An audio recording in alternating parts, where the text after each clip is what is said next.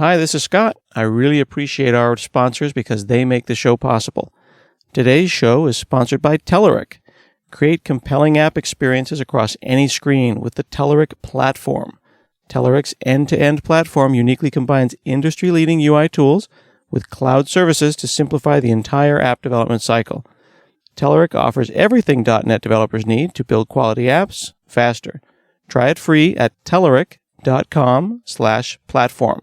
That's telerik.com/platform.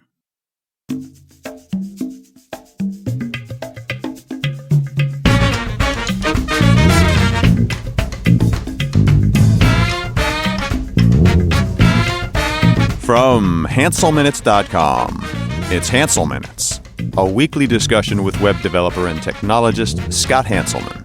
This is Lawrence Ryan announcing show number 435.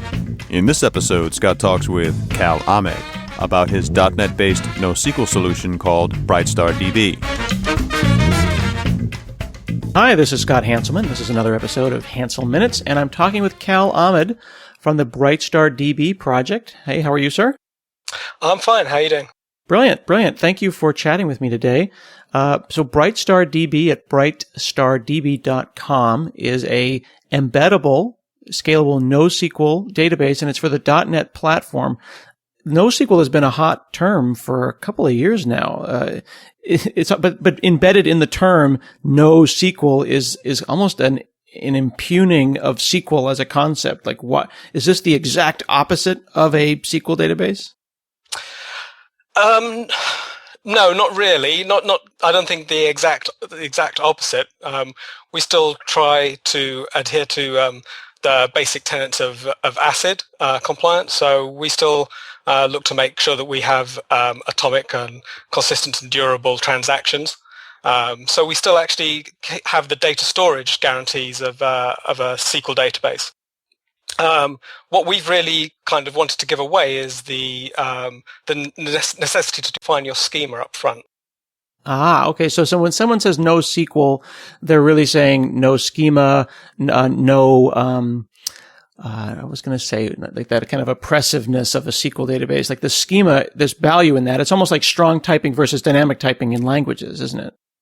For us, yes, but I think you'll find that as you look across the NoSQL space, that NoSQL means different things to different folk. So you'll find that there are NoSQL databases that do require some sort of predefined schema, but they may give up on some of the ACID compliance constraints in order to provide you with better performance or better scalability. Okay. So if NoSQL means different things to different people, it isn't really fair for someone to say, I'm in the market for a NoSQL database, because that almost doesn't say enough. Exactly, yes. I mean, when you're looking around at the NoSQL space, what you really should be comparing the different offerings on is how do they meet my particular application's requirements. And I think this is another key thing is that you can't really think of I know SQL, now I'm going to go out and learn NoSQL and I'm going to be able to apply it to all of my projects equally, because the different offerings out there will give you different benefits and different constraints for the different kinds of projects that you work on. So maybe you're looking for pushing through high volumes of transactions, of write transactions, you'll go down one choice. Maybe you're looking for really fast query speeds and being able to custom define your index strategies, then you'll go down a different route. So there really is a huge amount of choice, and I think that's also one of the things that you find in the NoSQL community is that people are building now data storage solutions that fit a particular profile of application. Interesting. So if we think about SQL from the Microsoft person's perspective, there's SQL Server, and all flavors and all kinds of applications are created on top of that. But there is still just, SQL Server. Now you can certainly design a system that has one table and does everything on one giant table. Or you could have, big enterprise ones I think we've all been inflicted, by, SQL Server databases that have hundreds or thousands of tiny tables, but ultimately it's still SQL Server. It has the behavior characteristics of SQL Server. You're saying that I might do 3 or 4 different projects and decide on a NoSQL database, but might find that one NoSQL database is great for the profile and the behavior characteristics required of like a shopping cart, while another one might be appropriate for a cache, or another one might be appropriate for a product database. Exactly. Yeah. Interesting. So I have a lot more flexibility in the NoSQL worlds just because there's so many more specialized databases available to me. That's right. I mean, so it can be a little bit of a headache because you really need to, educate yourself about all of the different options that are out there, or you may find it difficult to sort of zoom in on the particular product that's going to meet your application profile requirements. You've got to think, ahead a step, where, perhaps in the more traditional approach, you'll say, okay, well, we've got SQL, now what's the problem? Okay. So if I am thinking to myself that the solution to a problem that I have is a NoSQL database like BrightstarDB, what else do I need to be thinking about other than the term NoSQL? Like, what problem space would lead me to your database? So I think there, again, across the space, there are probably different hotspots or different problem areas that you're looking at in your particular application that might draw you one way or another in terms of which NoSQL database you go for. Mm-hmm. Our main sort of selling point, if you like, is flexibility. It's the ability to essentially have a schema-free environment, mm-hmm. one where you can simply add data of pretty much any shape. And I think that the other key benefit that we have is that underneath it all, we've actually built on top of W3C's RDF data model standard. So you're actually storing your data as an RDF graph. We actually implement some of the RDF interchange standards and the query standards. So if you're kind of familiar with that world, or if you want to learn about that world, and you're a .NET developer, I think BrightstarDB is a great way into the whole RDF semantic web sort of area. Okay, so RDF is Resource Description Framework, and if I remember correctly, it's been around for quite a long time, but it got the 1.1 specification was published just this year. That's right. Yeah. So it's been around since right at the end of the 90s. I think 99 is when the 1.0 spec came out, mm-hmm. And it's kind of been there and been bubbling under, and people have been using it in research applications and so on for a while. But I think over the past sort of maybe 1 or 2 years, as the whole move towards publishing data online has really grown in popularity, RDF provides that W3C defined standard for interchange of data of all kinds of shapes. Mm-hmm. So it really does fulfill a particular need in the data publishing area. But it does it with such a general model that you can actually apply it to much smaller problem spaces and get some of the benefits of having that very flexible data model.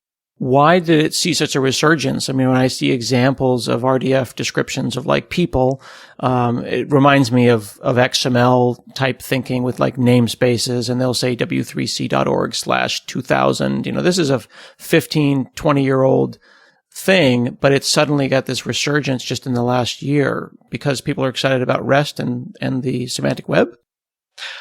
People are excited about maybe they won't say semantic web. Semantic web has kind of got a lot of baggage with it from many years past.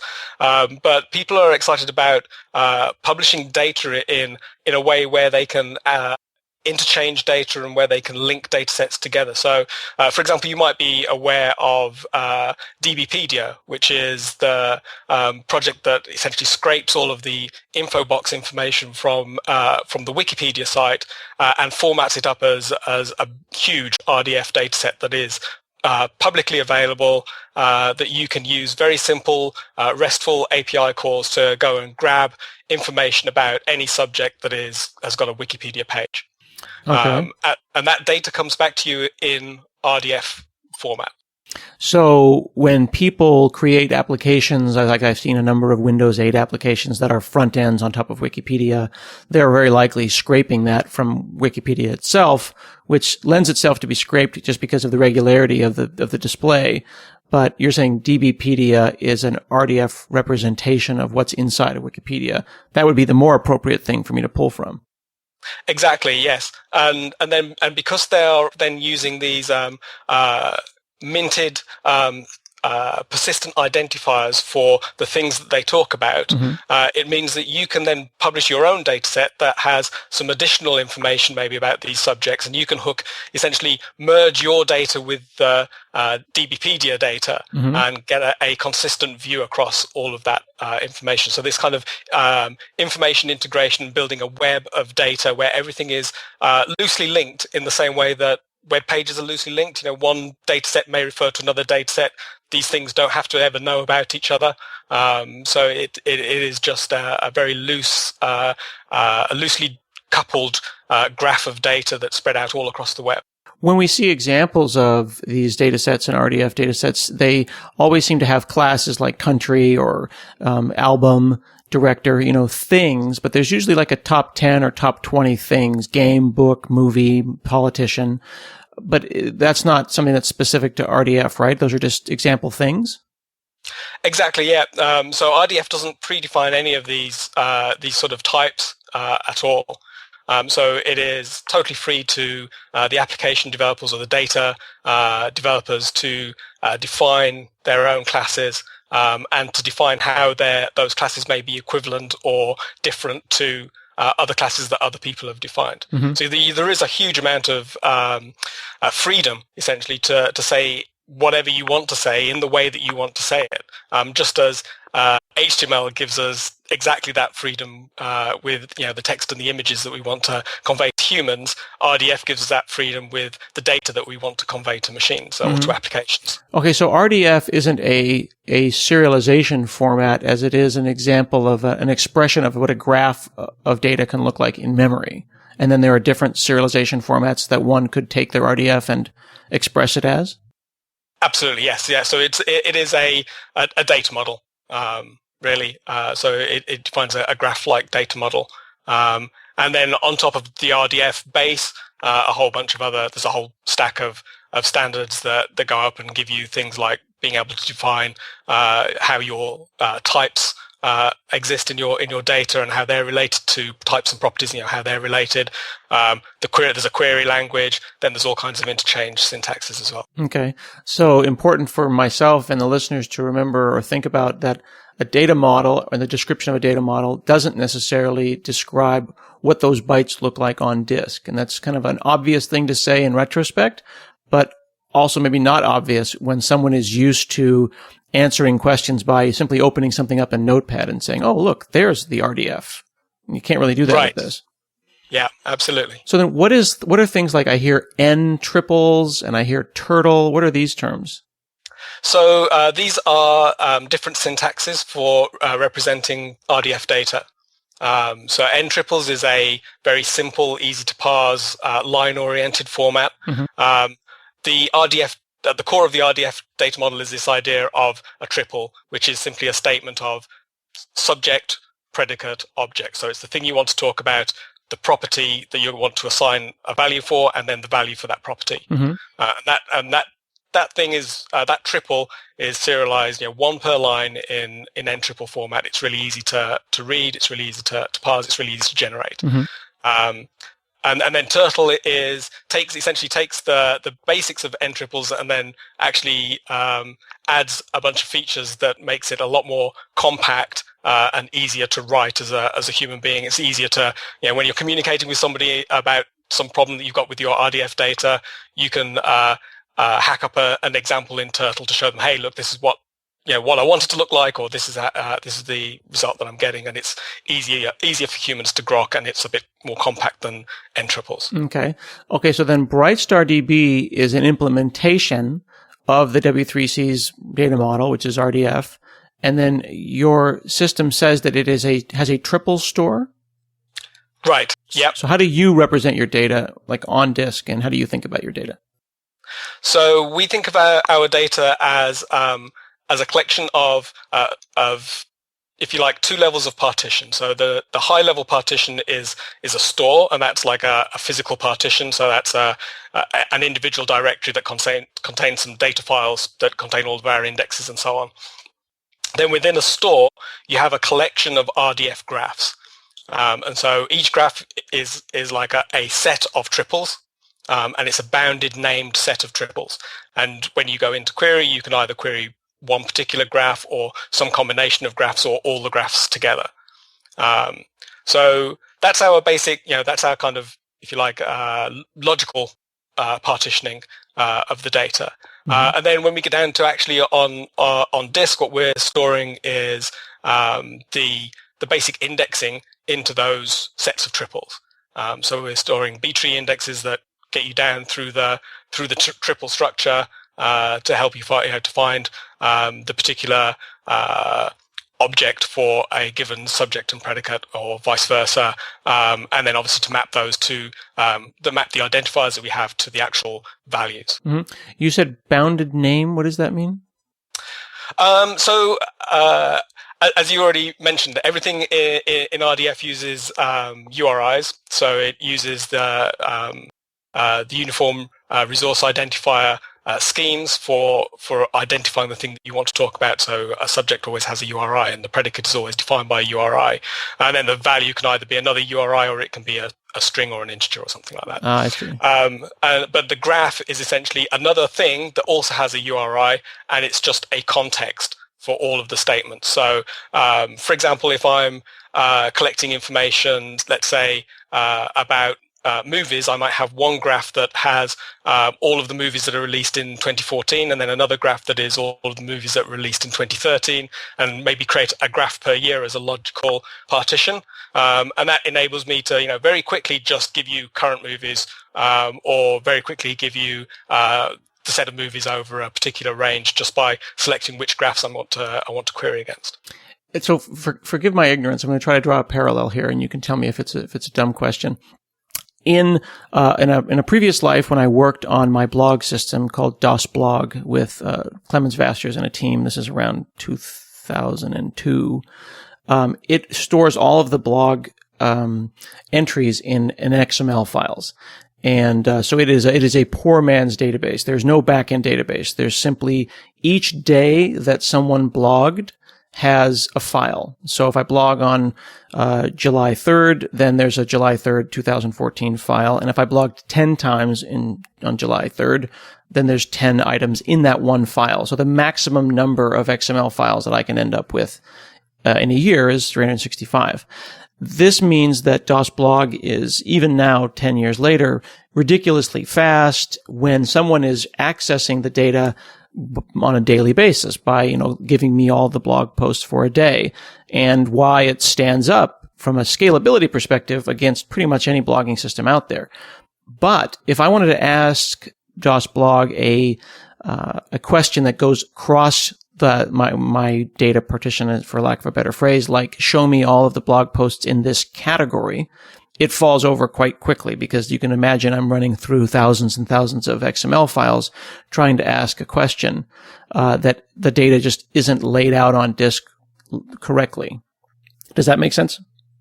Yes, yeah, and I think there's, it's a similar kind of trade-off when you're defining graphs in RDF. You have that sort of trade-off of wanting to have partitions that are small and maybe more responsive, but at the same time that you don't want to get to the point of having so many that when you need to do something across all of them, you have a headache. Mm-hmm. So, and of course, one of the nice things about having a very flexible data model where we have all of these separate contexts is that there is absolutely no reason why you can't say, oh, hey, why don't I just create another graph that is the monthly roll-up? And it just has an abstract of what's in all of these other daily graphs. Mm-hmm. And from the monthly ones, why don't I generate an annual roll-up as well that has just some subset of the monthly roll-ups?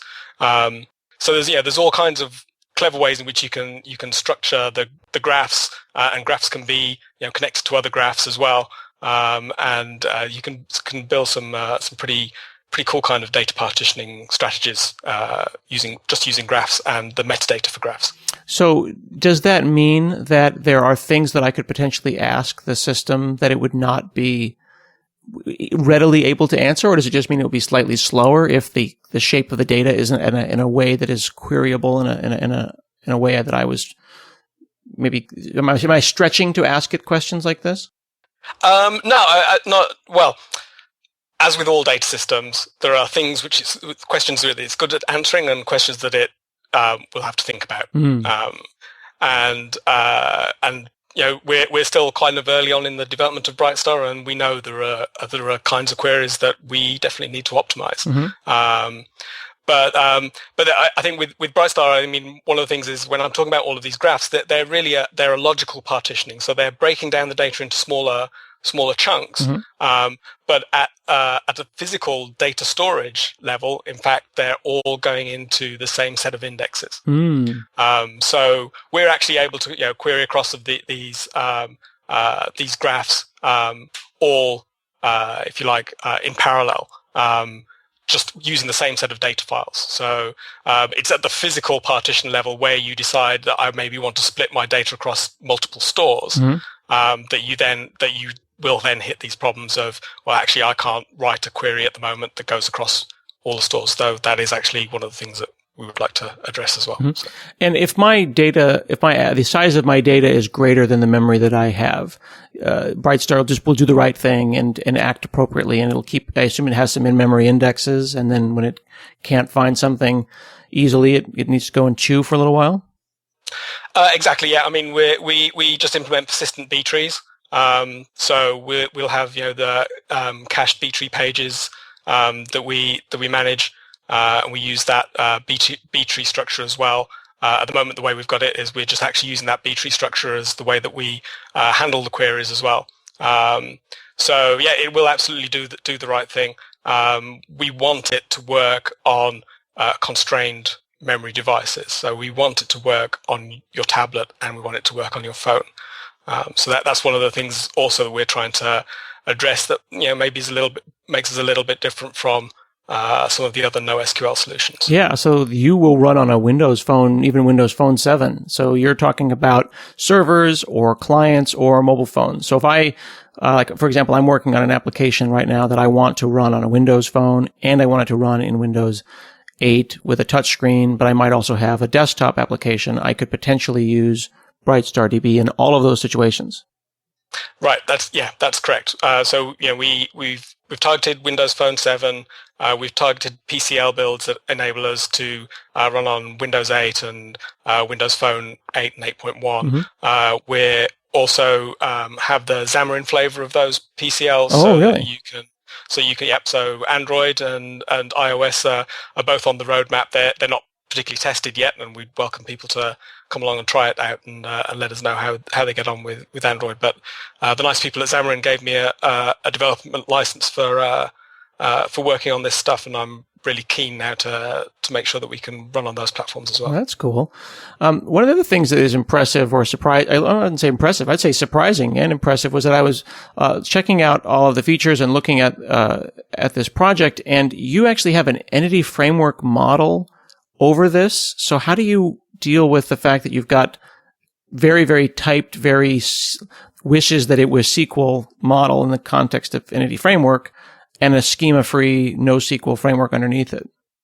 Right. Yeah. So the way that we do that is essentially we consider your domain model, so your strongly typed model, as simply being a view onto the data. So when you set up your domain model, and in Brightstar you do it as an interface first, a contract first definition, and then we do some code generation to build you a context. So when you define your domain model, you map that domain model to types and properties in your data model, and it's all done by convention. So if you don't want to, you can just write an interface, decorate it with the entity attribute, and that's all you need to do, and Brightstar will take care of the rest. But if you actually want to map it to a particular RDF schema, maybe you want to use some standard schema that somebody else has predefined, then then you can go ahead and do that too.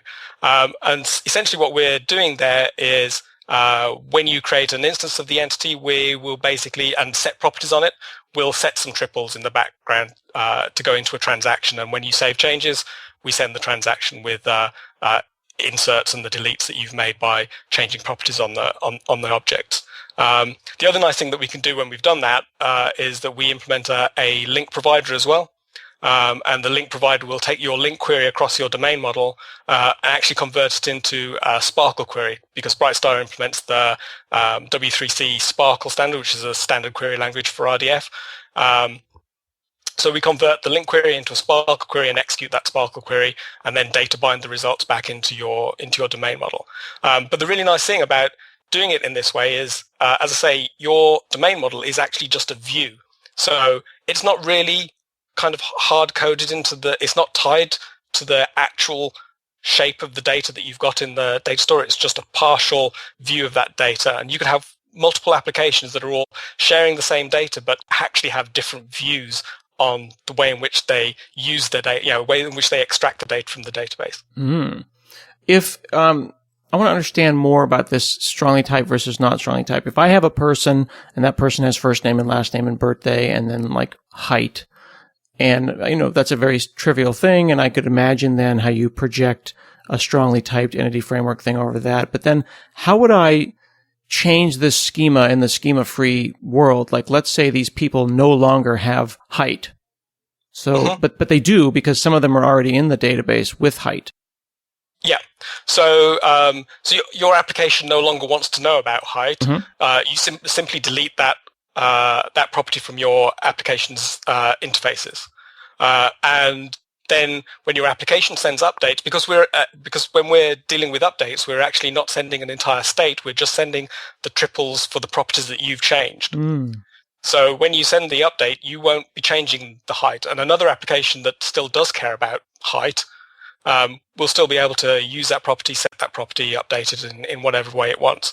So you have that, real flexibility. The data and your model are very loosely coupled. I see. So in the SQL world, we would just delete that column, and then people who expected it would have their expectations not met. Or people who tried to update it would find that didn't exist. So that interface is broken at the database level. The way that I would kind of implement that in a SQL world would be, say that it was okay to have a nullable date time, and then just don't tell anyone that we're not going to use it anymore, and don't choose to express it to them. Right, exactly. And in essence, because we're doing this very loose coupling, you have to kind of, your application does have to be aware that you may define properties for which there is currently no value, and you'll just get the default unless you define that property as being nullable, in which case you'll get null. So there is some application impact that it will have, but it's we think it's a small price to pay for the additional flexibility. I mean, one of the things that I'm really keen on is this idea of applications migrating their data over time. As you go from version 1 of an application to version 2 of an application, you get different data requirements. And you always have this problem. I've had it in the past when working with applications based on SQL, is that, version 1.1 introduces a new column, version 1.2 changes some indexing or changes the type of another column. And so you have all of these migration scripts that you have to make sure that you run the right migration scripts in the right order to migrate a customer from version 1 to version 2 via all of the intermediate versions that we've done, or you have to create some monster roll-up of all of the data migration. So you always have this data migration headache alongside the application update headache. And essentially with a store like Brightstar, that goes away, because the data model has no schema that you need to worry about migrating. The data is just there, and you just write your application to deal with the changes that are going to happen. So you can kind of take out that whole data migration headache, or at least you can move it into parts of the code where you just need to react to, hey, maybe they don't have a height property because they've just upgraded and that property hasn't been set yet. Can you see how people would look at this who have been in the industry, in the standard kind of SQL database industry for a while and been working in large enterprises, that might say that this all seems just too magical and too dangerous and couldn't possibly work at scale? Yes. I have conversations with those people. Yes. How do you work past that? Well, I think there are a set of applications for which this kind of magic is totally not applicable, and it may be that they've got things in mind which that this data store is not for them. But on the other hand, actually, I would say that rather than being not scalable, the whole thing about having a flexible, open approach to the way in which you're storing and managing your data ultimately makes it more scalable, because it can adapt to a changing environment and to changing requirements much more rapidly than a fixed schema that needs a careful migration plan and a careful data migration plan. So, when your application wants to, for example, if your application is all just a stovepipe application, it's my data, it's my data access layer, it's my presentation layer, and that's it, and that's the whole world that I'm ever going to have, then SQL may well be exactly the right way to go. But if you want an application that is maybe can respond to external data sources, so can merge in data from other sources where you maybe have less control over how those data sources change the way in which they're representing their data over time, or where you just want to be able to start with a core set of functionality and then add some new functionality later on that you have absolutely no idea right now what that is going to look like or how it's going to merge into your data model. You don't have a 5-year plan for your data migration. Then having the flexibility of BrightstarDB and the RDF graph-based data model could really work for you, and it could help you get over some of those data hurdles that you're going to face. This seems pretty amazing, and this is all open source, and people can download it right now. There's no licensing issues or anything. That's right. Yeah. So we've chosen the MIT license, so it's totally open. People can use it for commercial, non-commercial applications alike. Fantastic. This is really cool stuff. People can check this out at BrightstarDB.com. It's on NuGet. I assume it's up on Codeplex or GitHub. Where do you host? So we host our source on GitHub. We host our community discussion on Codeplex, and the binary releases are up on Codeplex as well. So all the links are there from the website. Very cool. Very cool. Thanks for chatting with me today. No, thank you. This has been another episode of Hansel Minutes, and we'll see you again next week.